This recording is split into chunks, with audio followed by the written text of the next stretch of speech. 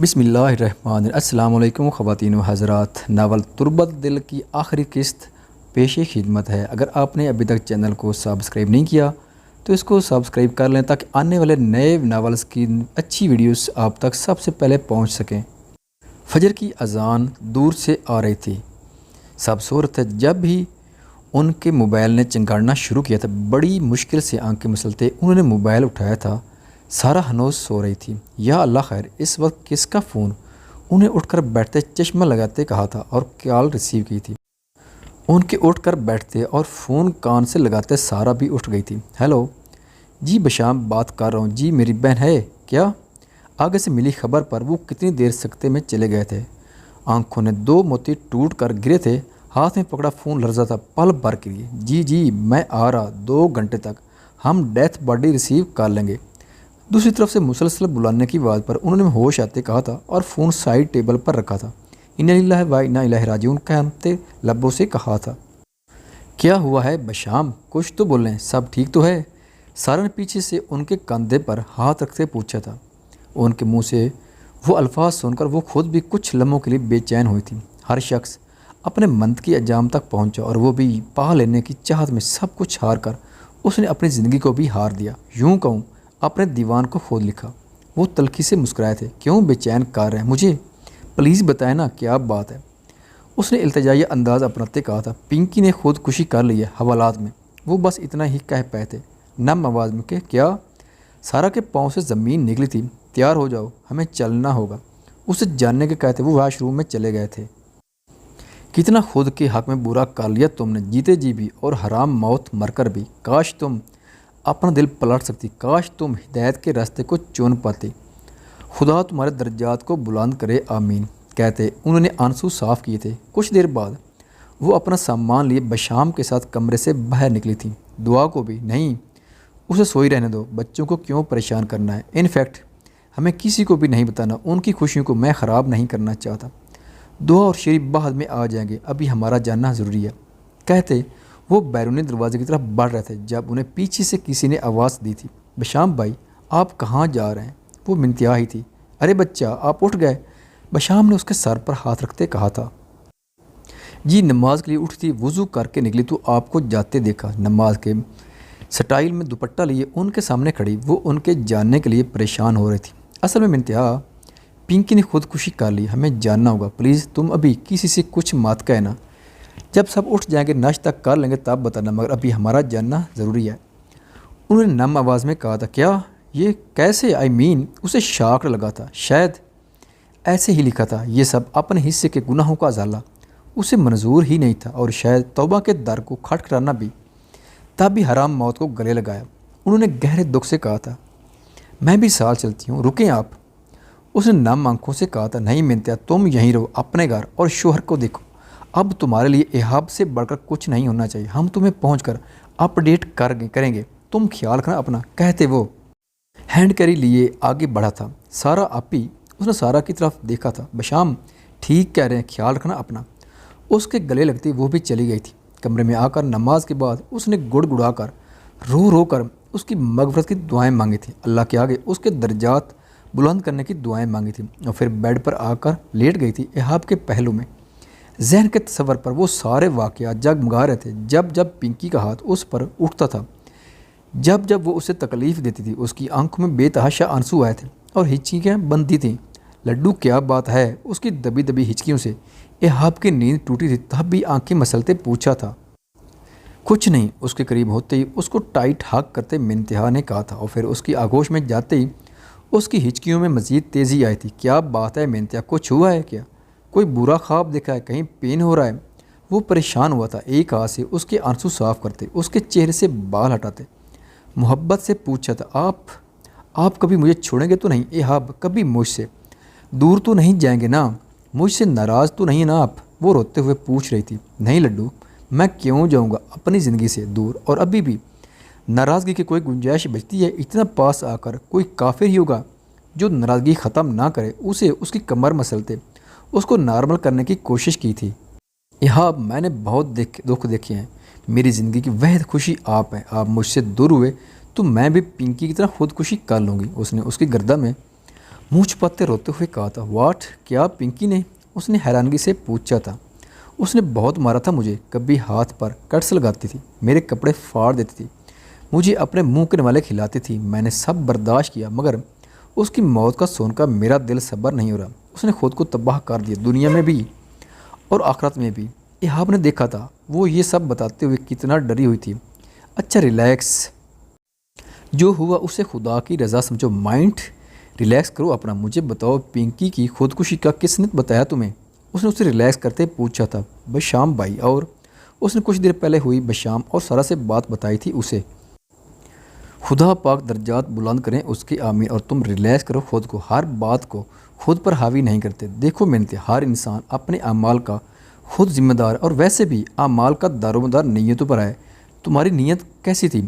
اس کے بیاہ پر تم یہاں ہو اپنی زندگی کے پاس، اور وہ بھی اپنی نیت اور اعمال کا بھگت گئی۔ اللہ سے اس کی مغفرت کی دعا مانگو اور ریلیکس رہو۔ ہاں، آنکھیں بند کرو اور سننے کی کوشش کرو، کہتے اس نے اس کو اپنے نازوں میں لیتے اس کا سر سینے پر رکھا تھا، دوسرے ہاتھ سے ہلکا ہلکا اس کا سر دباتے اس کو پرسکون کیا تھا، کسی چھوٹی بچی کی طرح اس پر اپنا پیار نچھاور کرتے اسے سکون دیا تھا کہ کچھ ہی دیر میں وہ پرسکون ہو کر سو گئی تھی۔ مگر تب تک گھڑی نے 7 بجا دیے تھے۔ اسے یاد تھا کہ اس نے ارسم اور ہم نے ہیثم کے پاس جانا تھا۔ آج کا دن ان کے لیے کتنا اہم تھا۔ جب بھی وہ ریڈی ہونے کے لیے اٹھا تھا، مجھے بھی لے جائیں ساتھ ہیثم، مجھے فکر ہو رہی ہے آپ کی، ہیثم کو ریڈی ہوتے دیکھ کر کہا تھا اس نے۔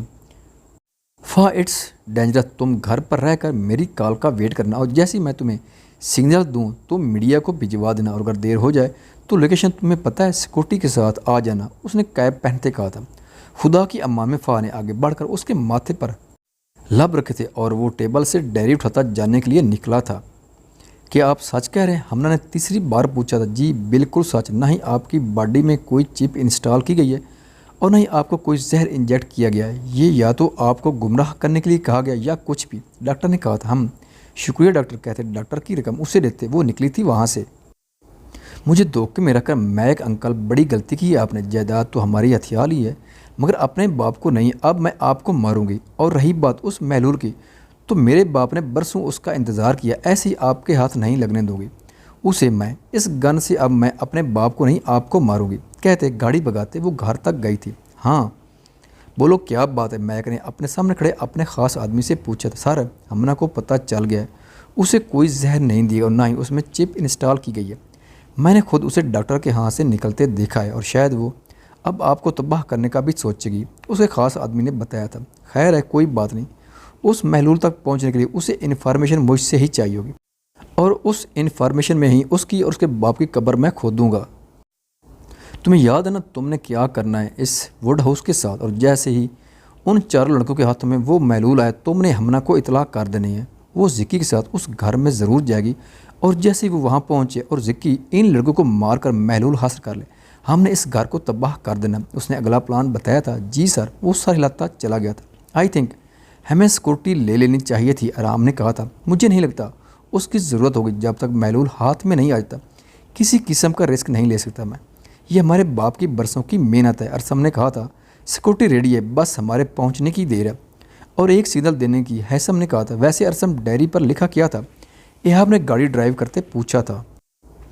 بابا اور ولید انکل دشمن نہیں، بیسٹ فرینڈ تھے، مگر وہ اپنی دوستی کسی پر زہر نہیں کرتے تھے کیونکہ انہیں خطرہ تھا ان کے سگریٹس چوری ہونے کا۔ بابا اور ولید انکل اپنی اپنی جگہ بہت جاننے مانے سائنٹسٹ اور ڈاکٹر تھے، اور اپنی اسی صلاحیتوں کو بروئے کار لا کر وہ کچھ ایسی میڈیسنز بنانا چاہتے تھے جس کے استعمال سے کینسر جیسے موذی مرض کا ایک ہی ویکسین سے 7 علاج ہو جو آج تک کسی نے نہ بتائی اور نہ ہی بنی ہو۔ انہوں نے اپنی ڈائری میں لکھا تھا کہ ان دونوں نے بے تحاشا ایکسپیریمنٹس کیے تھے، مگر ہر بار انہیں ناکامی ہوئی تھی، اور پھر ایک بار ایسا ہوا کہ ان کا ایک ایکسپیریمنٹ کام کر گیا۔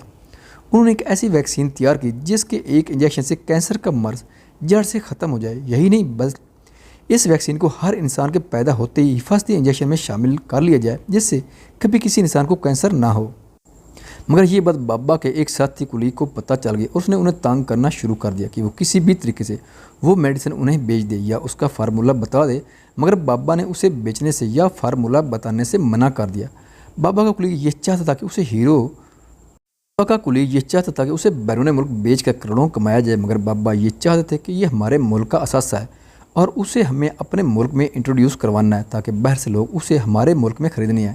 اس وجہ سے ان میں بہت بحث ہوئی۔ پہلے وہ نہیں جانتے تھے کہ وہ میڈیسن ولید انکل نے بابا کے ساتھ مل کر تیار کی، مگر جب جیسے انہیں پتہ چلا کہ ولید انکل اور بابا گہرے دوست ہیں، دشمن ہیں، تو انہوں نے انہیں بھی تنگ کرنا شروع کر دیا۔ اس ڈائری میں یہ بھی لکھا تھا کہ ایک وقت ایسا آیا کہ انہیں لگنے لگا کہ ان کی جان کو خطرہ ہے، تو ان دونوں نے مل کر پزل باکس تیار کرنے کا سوچا اور اپنے پیچھے ہنٹ چھوڑے تاکہ ہماری محنت ہمارے بچے دنیا کے سامنے لائیں۔ اور اس کام کے لیے ولید انکل نے زوید شاہ اور بابا نے مجھے چنا کیونکہ فاہ تو بہت چھوٹی تھی۔ اور پتہ ہے ڈائری کے لاسٹ میں لکھا تھا کہ مجھے آنے والے سالوں میں ایسا محسوس ہوتا ہے کہ جب یہ پزل باکس کھلے گا تو تم دونوں ایک دوسرے کے ساتھ ایک مضبوط بندھن میں بندھے ہو گئے، کیونکہ یہ میری اور ولید کی خواہش ہے کہ تم دونوں ایک دوسرے سے ایک گہرے رشتے میں جڑ جاؤ، مگر ہوگا وہی جو خدا بہتر جانتا ہے۔ اور دیکھو رام بابا کی اور ولید انکل کی بات سچ ہوئی، میں اور زوید شاہ تو بچپن سے ہی ایک دوسرے سے جڑ چکے تھے۔ اور یہ سب پڑھ کر سب سن کر زوید شاہ بہت روئی تھی۔ کہتے ارسم کی آنکھیں بھی نام ہوئی تھیں اور اس کلیگ کا نام، اس کا پتہ وہ زندہ ہے یا نہیں کچھ بھی نہیں لکھا تھا اس ڈائری میں۔ کیا ارحم نے پوچھا لکھا تھا؟ ارسم لمبا سانس کھینچتے غصے میں کہا تھا تو پھر ہمیں اس کو پہلے پکڑنا چاہیے، پھر محلول کو، تاکہ پھر ایسی میڈیسن کو کوئی حاصل کرنے کے لیے ہمیں نقصان نہ پہنچا سکے۔ ایہاب نے کہا تھا وہ کون ہے یہ تم لوگ وہاں چل کر دیکھ لینا، کچھ سانپ آستینوں میں ہم خود پالتے ہیں اور انہیں پچکارتے بھی ہیں، اور ساری زندگی ہمیں اندازہ نہیں ہو پاتا کہ وہ ہمارے خیر خواہ ہیں یا دشمن ہیں۔ ہمارے سین میں بھی کچھ ایسا ہی ہے۔ ہیثم نے کہا تھا اب کی بار مطلب اس کو بال سے نکالنے کے لیے اس میڈیسن تک پہلے پہنچنا ضروری ہے۔ ارحم بولا تھا نہیں، اس کی فطرت اور اس کی نفرت اور لالچ کی انتہا دیکھنی تھی مجھے، اس لیے یہ سب ضروری تھا۔ ارسم نے غصے سے کہا تھا گاڑی شہر سے دور ایک جنگل کے پاس رکی تھی، کیا انکل یہاں ایکسپیریمنٹ کرنے آتے تھے؟ ارحم نے پوچھا تھا۔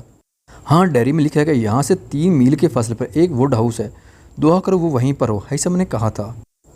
اور پھر کچھ دیر بعد چلتے چلتے وہ ایک ووڈ ہاؤس میں پہنچے تھے جو 2 کمروں پر مشتمل تھا، جس کی حالت بوسیدہ ہوئی تھی مگر وہ گرا نہیں تھا، یوں لگتا تھا جیسے کوئی سالوں سے اس کی نگرانی کر رہا ہو۔ ارسم مجھے ایسا کیوں لگ رہا جیسے یہاں کوئی آتا جاتا رہا ہو؟ ہیثم نے کہا تھا شاید اس کو یقین ہو کہ محلول کا تانا بانا ادھر سے جڑا ہے، اس لیے اس نے اس کی حفاظت رکھی ہو۔ ارسم نے کہا تھا اب اس ووڈ ہاؤس کی ڈائریکشن کا اندازہ لگانا ہوگا پہلے، ہیثم نے کہا تھا، اور پھر چاروں سمتیں نوٹ کی تھی، south, north, east, west. Diary پر لکھا تھا ساؤتھ سے 10 قدم پیچھے، ایسٹ سے 10 قدم آگے، نارتھ سے 20 قدم پیچھے اور ویسٹ سے 20 قدم آگے۔ ہیثم نے ڈائری پر لکھے الفاظ دہرائے تھے اور ارسم نے ان ڈائریکشن میں قدم لینے شروع کیے تھے، اس طرح آگے پیچھے، پھر پیچھے آگے، اور اس طرح وہ ووڈ ہاؤس کی پچھلی سائڈ سے 40 قدم کی دوری پر کھڑا ہوا تھا، 2 جڑواں درخت کے بیچوں بیچ۔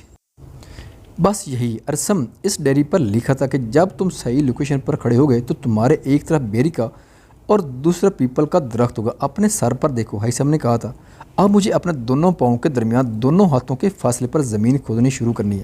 اس نے نیچے بیٹھتے زمین کی طرف دیکھتے کہا تھا ایہاب گاڑی سے۔ ہیثم نے اس کی طرف دیکھا تھا، تب بھی ایہاب گاڑی سے کھدائی کا سامان لایا تھا۔ کچھ ہی دیر میں انہوں نے زمین کھودنی شروع کر دی تھی۔ ہاں میک بولو، اس نے کال ریسیو ہوتے ہی پوچھا، تمہیں یاد ہے نا تم نے کیا کرنا ہے؟ وہ لوگ پہنچ چکے ہیں اس محلول تک، میک نے کہا تھا۔ کیا واقعی؟ کب، کیسے، کس جگہ؟ حمنہ نے پوچھا تھا۔ اپنے باپ سے بولو کہ جس ووڈ ہاؤس کی برسوں سے نگرانی کروا رہا ہے وہ محلول اس کے پاس ہی تھا، جسے وہ چاہ کر بھی نہیں ڈھونڈ پائے، شاید تب اس کی قسمت میں نہیں تھا، قسمت میں وہ اب بھی نہیں ہے اس کی، کیونکہ وہ محلول تم حاصل کر کے مجھے پہنچاؤ گی اور اپنے باپ کو مار دو گی، ایسا ہی ہے نا کچھ؟ اس نے یقین دلانے کے لیے پوچھا تھا۔ ہاں ایسا ہی ہے، حمنہ نے کہا تھا۔ خیر تم سے محلول کے ساتھ ملاقات ہوتی ہے، بائے کہتے اس نے فون رکھا تھا۔ سر آپ کو کیسے یقین تھا کہ وہ محلول اس ووڈ ہاؤس کے ارد گرد ہی ہوگا؟ اس کے خاص بندے نے پوچھا تھا۔ یہ تو مجھے برسوں سے یقین تھا کہ اس ووڈ ہاؤس سے اس محلول کا لنک ہے، مگر یہ نہیں معلوم تھا کہ وہ ووڈ ہاؤس میں ہی ہے محلول یا اس سے دور یا پھر کہاں، کیونکہ تب میں نے اور ذکی نے اس پورے ووڈ ہاؤس کا چپا چپا چھان مارا تھا، یہی نہیں اس کے ارد گرد کی زمین بھی، مگر ہمیں نہیں ملا تھا۔ اب اگر اس محلول کو وہ لوگ وہاں سے تلاش کرتے ہیں تو اس کا مطلب ان دونوں نے بہت سوچ سمجھ کر کوئی خاص جگہ متعین کر کے رکھا ہوگا اور اسی گتھی کو سلجھانا ہے، اس لیے میں نے تم سے رات کو ہی وہاں پر ریموٹ بم نصب کروایا تھا، بس اپنے خدشے کے تحت اگر تو وہ ادھر ہی ہوا تو اس ریموٹ کا ایک بٹن دبانے سے میرے راستے کے سارے کانٹے نکل جائیں گے، پھر میں وہ محلول اور دنیا میری مٹھی میں۔ اور صبح تم نے میرے شک کو یقین میں بدل دیا، یہ کہہ کر کہ ان کی گاڑی اس ووڈ ہاؤس کی طرف جا رہی تھی۔ بس اب تو تماشا دیکھنا ہے ہمیں، میں کہہ کر لگا کر ہنسا تھا، چلو ہم بھی چلیں، कहते रिमोट और गन लेते वो भी वुड हाउस जाने के लिए तैयार हुआ था। क्या ये क्या कह रही हो हमना तुम, मैं कैसे ऐसा कर सकता, तुमने वो सारी जायदाद उसके नाम और फिर मुझे मारने पर तोल गई। मतलब जिक्की धाड़ा था गुस्से में। मैं नहीं जानती पापा, मगर मैं बहुत डर गई थी। अब जैसा मैं कहूँगी आपको वैसा ही करना होगा। हमें इस ड्रामे को आगे लेकर चलना है, बट जहाँ आपको मारने की बारी आएगी वहीं पर मैं अपनी गन का रुख मैक की तरफ कर लूँगी। उसने सारी बात बताते हुए कहा था, और तुम्हें लगता है कि तुम्हें पता चल गया है कि तुम में कोई चिप कोई जहर इंस्टॉल नहीं किया गया, इस बात का मैक को पता नहीं होगा? जिक्की ने कहा था, नहीं पापा, उसे कुछ पता नहीं है। उसके लहजे से लगा अगर उसे पता होता तो वो मुझे डराता धमकाता। आप प्लीज़ चलें, अगर आपको वो महलूल हासिल करना है तो हमें वुड हाउस जानना होगा, और आई एम श्योर वो चारों वहीं होंगे, अरहाम भी होगा। जैसे वो महलूल मिल जाएगा आपको, हम बाकी सबको मार देंगे सिवाय आराम के, और फिर आराम को लेकर मैं यहाँ से दूर चली जाऊँगी। उसने एक ट्रांस की कैफियत में कहा था, फिर पिस्टल अपनी पैंट की पॉकेट में रखी थी और बाप को लेकर निकली थी। आराम देखो, तुम्हारे मोबाइल के सिग्नल्स आ रहे हैं यहाँ? हैसम ने पूछा था। नहीं यार, शायद किसी भी मोबाइल के सिग्नल नहीं आ रहे। सब ने बारी बारी मोबाइल चेक किए थे। मुझे लगता है हमें खुदाई करने से पहले सिक्योरिटी को बुला लेना चाहिए, मगर ये सिग्नल्स, हैसम ने कहा था, हमारे पास गन्स हैं, हम खुद कर लेंगे अपनी हिफाजत।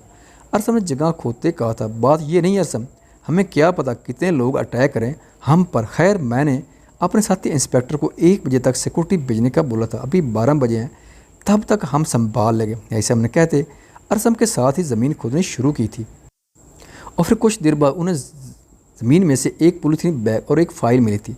उन्होंने एक दूसरे की तरफ देखा था। इस पॉलीथीन बैग में एक शीशे की बोतल में एक गहरे नीले रंग का महलूल था और लाल रंग की फाइल थी। अरसम ने इस फाइल को खोलकर देखा था, जिसमें इस महलूल को बनाने का तरीका दर्ज था कि attested copy, research copy, verified dose certificate और बहुत कुछ था। और आखिर में एक खाता जिस पर वाज़े अल्फाज में लिखा था, अगर कभी वो मरे तो उनकी मौत का जिम्मेदार ज़िका उल्ला होगा। अरसम का खून खोला था ज़िका उल्ला का नाम देखकर।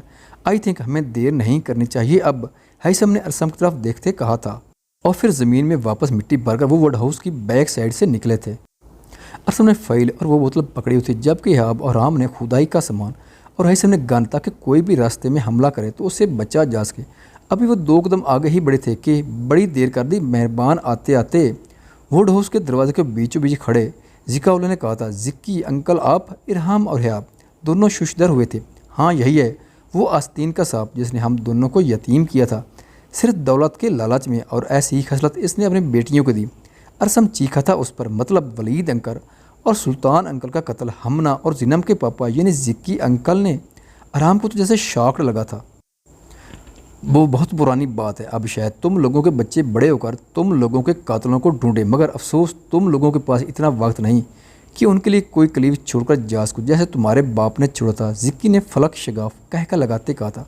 उसकी नौबत नहीं आ गई ज़िकाउल्लाह, चुपचाप खुद को मेरे हवाले कर दो, वरना क्या इंस्पेक्टर हैसम वलीद खान, मुझे मार दोगे? अरे मैं डर गया, कल के बच्चे से अपनी सलामती चाहते हो तुम चारों, तो ये महलूल मेरे हवाले कर दो और निकलो यहाँ से।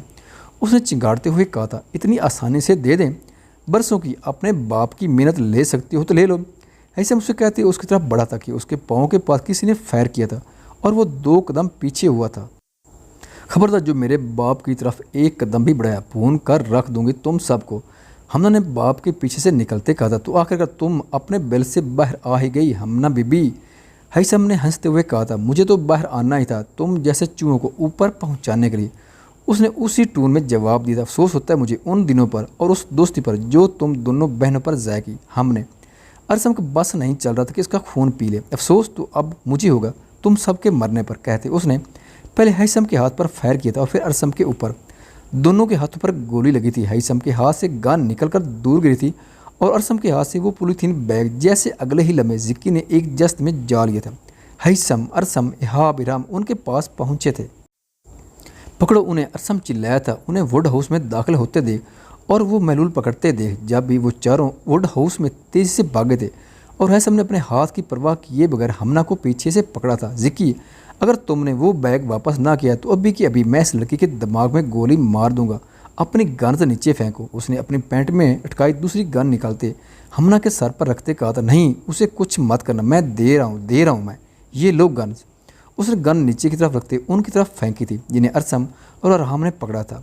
हमना को हैसम के पास खड़े देखकर उसने घबराते हुए कहा था, फेंको उसे इधर, वरना। हैसम फिर से चिल्लाया था क्योंकि उसे खदशा था کہ ذکی کا دماغ کچھ اور سوچ رہا ہے۔ میں دیتا ہوں، ذکی نے ادھر ادھر دیکھتے کہا تھا، کیسے وہ ہمنا کو بچائے؟ تبھی اس نے پاس بڑی چیز ان کی طرف اچھالی تھی، اسے ارسم نے پیچھے سے جا لی تھا اور ٹھیک اسی وقت ہیثم نے ہمنا کی ٹانگ پر فائر کیا تھا۔ آہ پاپا، وہ درد سے چلائے تھے، چھوڑ دو اسے ہیثم، یہ لو۔ اپنی بیٹی کی ٹانگ لہو لہان دیکھ کر ذکی نے وہ بیگ باہر کی طرف دور پھینکا تھا۔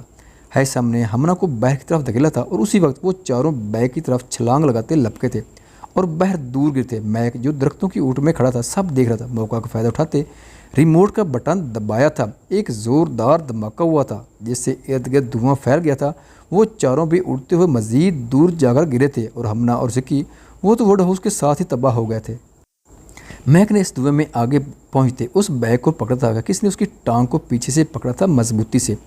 چھوڑو ورنہ میں گولی مار دوں گا، میک نے اپنی ٹانگ چھڑواتے ہوئے کہا تھا، مگر ارسم نے زخموں کو برداشت کرتے اس کی نیچے کی طرف گھسیٹ کر پھینکا تھا اور اسے بیگ لینے کی کوشش کرنے لگا تھا۔ تبھی میک کے ایک اور ساتھی نے آ کر ارسم کی کمر پر ٹانگیں مارتے اسے بچایا تھا۔ ہیثم، ایہاب اور رام اونتے منہ زمین پر پڑے تھے اور اپنی کمر پر پے در پہ وار سہتے۔ ارسم کا سانس بھی ٹوٹا تھا۔ اس سے پہلے کہ وہ بیگ لے کر بھاگتا، کسی نے اس کے سر پر گن رکھی تھی۔ اس نے پیچھے مڑ کر دیکھا تھا، وہ کوئی اور نہیں بلکہ فہا تھی۔ پولیس نفری کے ساتھ آتے ہی اس نے میک کے منہ پر پے در پہ وار کیے تھے گن سے کہ وہ زمین پر ڈھیر ہوا تھا۔ اسے بیگ لے کر اپنے ہاتھ میں لے لیا تھا اس نے، جبکہ اس کے ساتھیوں کو پولیس نے اسی ٹائم حراست میں لے لیا تھا۔ ریسکیو ٹیموں کو بلوا کر ان چاروں کو ہسپتال منتقل کروایا گیا تھا اور پھر کچھ دنوں کے بعد وہ ٹھیک ہو گئے تھے۔ ہمنا اور ذکی چونکہ ووڈ ہاؤس میں تھے اس لیے ان کے جسم کے چیتڑے اڑ گئے تھے، جبکہ ارسم، ایہاب، رام اور ہیثم باہر کی طرف کود کر بھاگے تھے، اس لیے وہ بچ گئے تھے، مگر چوٹیں انہیں بھی بہت گہری لگی تھی۔ میک کو پولیس نے اپنی حراست میں لے لیا تھا اور پھر پوری تفتیش کے بعد اس نے سچ اگلا تھا اور سب سچ سننے کے بعد اسے 2 بار سزائے موت کا فیصلہ سنایا گیا تھا۔ ہمنا اور ذکی کے کہنے کیے گئے اشعال کے اوپر کیس پر عبدال نے پوری سچائی اور دیانت سے اپنا ریکارڈ قلم بند کروایا تھا۔ پھر کیمرے میں موجود ریکارڈنگز عدالت میں پیش کی گئی تھیں اور پوری عزت و آبرو کے ساتھ وہ کیس اشعال کے اوپر سے خارج کر دیا گیا تھا۔ ملزم حسین اس کی ماں کے اوپر لگے الزامات سچ ثابت ہوتے۔ ملزم حسین پر کسی کے اوپر بد کرداری کا الزام لگانے پر اور اس کے ماں باپ کو ٹارچر کر کے ان کو گہرا صدمہ دینے پر ان کی موت کا ذمہ دار قرار دیا گیا کہ اس نے حالات ایسے بنانے کہ وہ خالق حقیقی سے جام لے۔ ملزم حسین کو بھی سزائے موت کا حکم دیا گیا، جبکہ اس کی ماں کو تا عمر قید سنائی گئی۔ جس دن ملزم کو سزائے موت ہوئی تھی اس دن آخری بار منتہا اس سے ملنے گئی تھی ایہاب کے ساتھ۔ منتہا، مجھے معاف، وہ بہت بدل گئے تھے، بڑی ہوئی داڑھی، مونچھیں، کمزور سا جسم۔ مجھے بس ایک سوال کا جواب دو ملزم حسین، یہ سب کر کے کیا پا لیا تم نے؟ اپنے دھوکے، آرزوؤں اور بدلے میں جل کر تم تو خود ہی خاک ہو گئے۔ وہ تلخی سے مسکرائی تھی۔ منتہا، میں تم سے معافی مانگتا ہوں، میری سزا معاف کروا دو۔ اس نے ہاتھ جوڑے تھے، کاش کروا سکتی معاف، مگر اس نے پوری قوت سے اس کے منہ پر تھپڑ مارے تھے۔ یہ میں نے اس لیے نہیں مارے کہ تم نے میرے حق میں غلط کیا، بلکہ اس لیے مارے کہ تم نے مجھ سے میری جنت چھینی۔ جاؤ ملزم سے، میری دعا ہے تمہیں میرے آنسو تمہارے مرنے کے بعد بھی سکون نہ دیں۔ کہتے وہ رکی نہیں تھی، اسے مزید پستیوں میں دھکیل گئی تھی۔ پنکی بھی اپنے انجام کو پہنچ چکی تھی، اس نے جو بویا وہی ساتھ لے گئی۔ ہر شخص اپنے منطقی انجام کو پہنچا، مگر زندگی سے ملے دکھ، تکلیفیں اور رنج ان کا کوئی انجام نہیں ہوتا، وہ تا ابد عمر یاد رہتی ہیں اور ہمیشہ یاد رہتی ہیں، بھولتی نہیں ہیں۔ یہ لندن کی سب سے بڑی ایوارڈ سرمنی تھی جس میں پوری دنیا کے سائنٹسٹ جمع تھے جن کے کام کو سراہا جا رہا تھا، ایوارڈ سے نوازا جا رہا تھا۔ وہ دونوں بھی اپنی بیویوں کے ساتھ بیٹھے تھے۔ اب ہم 2 ایسے انسانوں کو ایک ایسے لائف ٹائم اچیومنٹ ایوارڈ سے نوازنے جا رہے ہیں جنہوں نے لوگوں کی زندگیاں بچانے کے لیے اپنی زندگیاں داؤ پر لگا دیں۔ 2 دوستوں نے مل کر ایک ایسی ویکسین تیار کی جسے شاید برسوں تک ان کی جدت پر ایوارڈ دیا جائے تو کم نہ ہوگا۔ Ladies and gentlemen, please gives big round of claim Mr Sultan Chaudhry and Mr Waleed Khan, may Allah give both rest in peace جنہ۔ اور یہ ایوارڈ سیو کرنے آ رہے ہیں ان کے بیٹے مسٹر ارسم سلطان چودھری اور مسٹر محسم ولید خان، جنہوں نے اپنی جانوں پر کھیل کر اس محلول کو برسوں بعد ڈھونڈ نکالا، اور نہ صرف ڈھونڈ نکالا بلکہ اپنے باپ کے قاتلوں کو بھی دنیا کے سامنے لائے۔ ریلی اٹس اے آنر کہ وہ آج یہاں اپنے پیرنٹس کے ایوارڈ سیو کرنے آیا ہیں۔ پلیز ویلکم بوتھ، ہوسٹ نے کہا تھا۔ وہ دونوں ایک دوسرے کا ہاتھ پکڑے کھڑے ہوئے تھے، شان سے۔ زویش اور فار مسکرا کر دونوں کی طرف دیکھا تھا۔ وہ دونوں سٹیج پر پہنچے تھے ایوارڈ ریسیو کرنے، اور پھر ایوارڈ ریسیو کر کے مائک کی طرف بڑھے تھے۔ کچھ رشتے اور کچھ قربانیاں ایسی ہوتی ہیں جو اپنی مثال آپ ہوتی ہیں، اور ہمارے پیرنٹس کی قربانی ہمارے ملک اور اس کی آبرو کی تھی۔ ڈونٹ فارگیٹ کہ پاکستان ایک ایسا ملک ہے جو ہر ہنر میں اول ہے، جس کے لیے کچھ بھی ناممکن نہیں، اور اس کی زندہ مثال یہ ویکسین ہے۔ ارسم نے کہا تھا، مجھے خوشی ہوتی ہے اگر میں وہاں ہجوم میں بیٹھا ہوتا اور میرا باپ یہ ایوارڈ خود لے کر اپنے لیے کچھ کہہ رہا ہوتا، اور میں وہاں بیٹھا اپنے باپ کو دیکھ رہا ہوتا جیسے آج میرا بیٹا بیٹھا مجھے دیکھ رہا ہے۔ مگر کچھ قرض بہت بھاری ہوتے، خدا ہمارے والدین کی مغفرت فرمائے اور میں بھی ان جیسا بنایا تاکہ ہم بھی اپنے وطن کی مٹی کے لیے کچھ کر سکیں۔ شکریہ۔ ہیثم نے کہا تھا، یہ ایوارڈ انہیں 5 سال بعد ملتا ہے، اس سے پہلے بھی ایوارڈ ملتے رہتے، مگر چونکہ اس ویکسین کی مانگ پوری دنیا کے ممالک میں بڑھتی جا رہی تھی تو اس کی پاپولیرٹی اور اس کے فائدوں کو مد نظر رکھتے پوری دنیا کے ملکوں نے یہ ایوارڈ سرمنی آرگنائز کروا کر انہیں ایوارڈ سے نوازا تھا۔ ایک طرح کہ یہ اسلام میں عقیدت تھا۔ وہ اسٹیج سے اتر کر نیچے آئے تھے، ایوارڈ ہاتھ میں لے زویش شاہ ارسم اور ان کی بیٹی، جبکہ ہیثم فہا اور ان کا بیٹا مہران اب کھڑے کسی سے باتیں کر رہے تھے۔ تب بھی ہیثم سے ایوارڈ لیتے مہران دور جا کر کھڑا ہو کر اسے دیکھنے لگا تھا، چھوٹے چھوٹے ہاتھ لگا کر محسوس کرنے لگا تھا، چھوڑو اسے، یہ نانا کا ایوارڈ ہے۔ اپنے ماتھے سے بال پیچھے کرتے اسرا نے مہران کے ہاتھ سے ایوارڈ کھینچا تھا، اس کے پاس جا کر، اسرا بہت بری بات ہے، وے آر یو ہرٹنگ، مہران واپس کریں اسے، مہران کو یو نو نا، مہران کانٹس کی آپ کیوں ہر وقت انہیں تانگ کرتی رہتی ہیں۔ زویش نے اسرا کے پاس آتے اس کو آنکھیں دکھاتے کہا تھا اور ایوارڈ واپس مہران کو دیا تھا، جس کو لیتے وہ خوش ہو گیا تھا۔ وہ پیدائشی سن سکتا تھا مگر بول نہیں سکتا تھا۔ کیا ہوا؟ فہا نے مہران کے پاس آتے پوچھا تھا، جب ہی مہران نے اسرا کے ہاتھ میں ایوارڈ دیا تھا اور ماں کا ہاتھ پکڑے باپ کی طرف چال دیا تھا جو دور کھڑا ارسم سے باتیں کر رہا تھا۔ کچھ کہانیاں کبھی ختم نہیں ہوتی اور نہ ہی کچھ عزیز تھیں۔ ہر انسان اپنے اندر کہانی لیے ہوئے ہے اور انسان سے جڑی کہانی تلخ ہے، مگر ان تلخ کہانیوں کے کردار خالص ہوتے ہیں جو دکھ پی کر امر ہوتے ہیں، جیسے ولید خان اور سلطان چودھری برسوں دنیا میں امر رہ گئے اپنی جان کا نذرانہ دے کر، کیونکہ انہوں نے اپنے بارے میں نہیں، اپنے جیسے ان لوگوں کے بارے میں سوچا جن کی جانیں ان کو اپنی جانوں سے زیادہ قیمتی لگیں۔ تب بھی تو اپنے چھوٹے چھوٹے بچوں کو یتیم کر کے چھوڑ گئے تاکہ کوئی اور یتیم نہ ہو سکے، اور ذکی اس نے اس کھیل میں نہ پہلے کچھ پایا اور نہ بعد میں، ہر چال پر بھاری خمیازہ بھگتنا، اپنی بیٹیوں کے ہاتھوں مات کھائی، نہ خود جس کا اور نہ بیٹیوں کو بچا سکا اور نہ ہی انہیں سب کچھ دے کر بھی ان کی تربیت سنوار سکا۔ اس نے اپنے ہر معاملے میں رسوائی اٹھائی، تب بھی دنیا اسے ایک قاتل اور ایک بے حس شفاق انسان اور ایک برے باپ کے روپ میں جانتی ہے جس نے ہر معاملے میں مات کھائی۔ مومن اور بیربل دو ایسے کردار تھے جنہوں نے اپنی محرومیوں کو اپنے لیے عذاب بنا دیا تھا، جنہیں نہ دنیا میں سکون میسر آیا کبھی اور نہ آخرت میں۔ اور مومن نے، اس نے تو خدا کی رحمت کی نافرمانی کر کے شفاقیت کی حدیں جس کی خاطر پار کی، آخر میں اسی بھائی کے ہاتھوں موت پائی۔ اور میک اس نے پہلے ذکی کی چاکری کی اور پھر اپنے بیٹوں کی موت کے بعد اس کے بدلے کی آگ میں جل کر خود کو درست کرنے کی بجائے اپنی آخرت خراب کی، اور ان لوگوں میں شامل ہوا جنہیں ہدایت کبھی میسر ہی نہیں ہے۔ ملزم حسین اور تائی چاہ کر بھی کچھ نہ بگاڑ سکے منتہا کا، کیونکہ انسان سے تو لڑا جا سکتا ہے مگر اس کا نصیب لکھنے والے رب سے نہیں، اس لیے جیسا بویا ایسا کاٹا۔ پنکی، ہمنا اور زینب میری کہانی کے ایسے کردار تھے جو ہمیشہ غلط کر کے حاصل کی چاہ میں رہیں اور پھر ہمیشہ کے لیے لا حاصل ٹھہرائیں گے، کیونکہ ابن آدم کو چاہت بھی وہی میسر آتی جس میں اس کے رب کی چاہت ہو، اور رب کی چاہت منافق دلوں اور انسانی کو دکھ دینے والوں کو کب ملتی ہے۔ خواتین و حضرات، ویڈیو دیکھنے کا شکریہ۔ اگر ویڈیو پسند آئے تو چینل کو سبسکرائب کریں اور ساتھ ہی بیل کے آئیکن کو لازمی پریس کریں تاکہ آپ کو آنے والی ویڈیوز کے اپڈیٹ سب سے پہلے مل سکیں۔ خدا حافظ۔